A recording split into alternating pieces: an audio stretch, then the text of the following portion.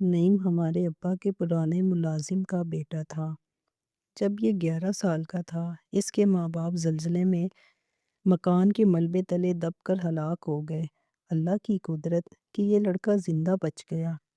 والد صاحب اسے گھر لے آئے اور اس کی پرورش کرنے لگے۔ وہ صرف 8ویں تک پڑھ سکا۔ گھر کے برابر والد صاحب کا گودام تھا، جہاں وہ دکان کا مال اسٹاک کرتے تھے۔ نعیم کو گودام میں رہنے کے لیے جگہ دے دی گئی۔ کھانا وہ ہمارے گھر سے کھاتا۔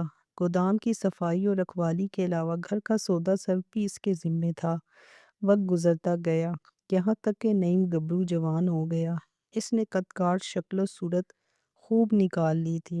والد صاحب کو ایک معاون کی ضرورت تھی اور اس لڑکے کا بھی کوئی نہ تھا۔ تبھی یہ اب ہمارے کنبے کے لیے لازمی ہو گیا تھا۔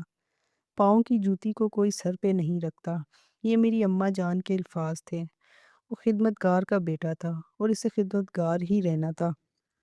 لہٰذا والدہ نعیم سے فاصلہ رکھتی تھی، کہتی تھی میرے گھر میں بچیاں ہیں اور غیر لڑکے کو دہلیز سے باہر ہی کھڑا رکھوں گی۔ اسے گھر کے اندر آنے کی اجازت دینا غلط ہوگا۔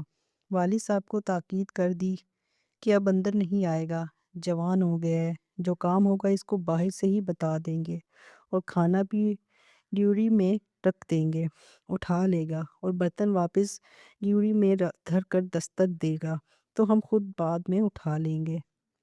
والد صاحب نعیم سے پیار کرتے تھے، لیکن والدہ کی منشا اور رضا کو بھی ملحوظ خاطر رکھنا ضروری تھا۔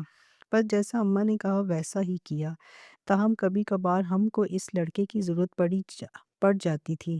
جب کبھی بھاری سامان ادھر سے ادھر کرنا ہوتا، چھت کے جالے صاف کرانے ہوتے، یا پھر کوئی سوئچ وغیرہ درست کرانا پڑتا، امی نعیم کو گھر کے اندر بلاتی، لیکن باجی کو منع کرتی کہ تم نے اس لڑکے کے ساتھ زیادہ بات نہیں کرنی۔ باجی بھی ایک کا یاد تھی۔ امی کی نظر چوپتی تو نعیم سے باتیں کرنے لگتی۔ وہ ماں کی بات نہ مانتی۔ ماں کو غصہ آ جاتا اور اکیلے میں سمجھاتی، غیر لڑکوں سے زیادہ بات نہیں کرتی، تم اس سے پردہ کیا کرو۔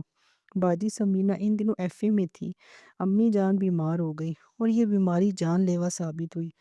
بلڈ پریشر کے باعث والدہ کے گردے خراب ہو گئے اور کچھ دن بیمار رہ کر وہ اللہ کو پیاری ہو گئی۔ ہمارے لیے یہ صدمہ جان کا تھا۔ میں تب 7ویں میں پڑھ رہی تھی۔ امی کی کمی باجی کی باہوں میں خود کو چھپا کر پوری کرنے کی کوشش کرتی۔ وہ بھی سمجھدار تھی، مجھ کو بہت پیار کرتی۔ یوں بڑی بہن کے شانے سے لگ کر غم آدھا رہ جاتا۔ ایف اے کے پیپرز دینے کے بعد میری یہ بہن گھر بیٹھ گئی۔ چھوٹے بہن بھائی سنبھالنے کی خاطر